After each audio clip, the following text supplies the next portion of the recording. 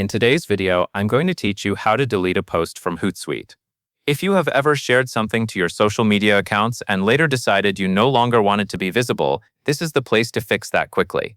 Deleting a post is usually straightforward, but it is important to follow the correct menu paths so you remove the right item.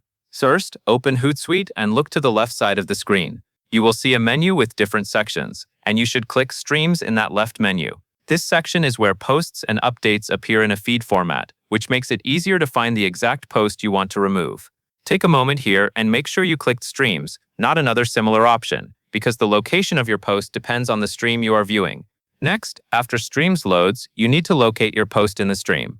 Scroll through the feed carefully until you find the specific post you want to delete. Look for the post text, the timestamp, and any visible details that confirm you are looking at the correct update. If there are many posts, you may want to pause and double-check the content before moving forward. This step matters because deleting the wrong post can be difficult to reverse. Once you have found the post, the next action is to open the options menu for that item. To do this, click More Options, which is typically shown as 3 dots next to the post. These 3 dots are used throughout many apps to hide additional actions that are related to a specific post. Click the 3 dots for the exact post you located and wait for the small menu to appear. After the options menu appears, you will see an action related to removing the post. Click Delete in that menu.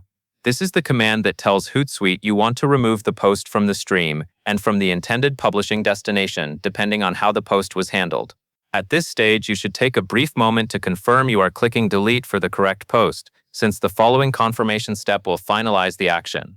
Finally, Hootsuite will ask you to confirm the deletion. Click Delete to confirm. This second click is important because it prevents accidental deletions and makes sure you intentionally want to remove the post. After you click Delete to confirm, you should see the post disappear from the stream, or the interface may update to show that the post has been removed. That covers everything you need to know, and that is all there is to it.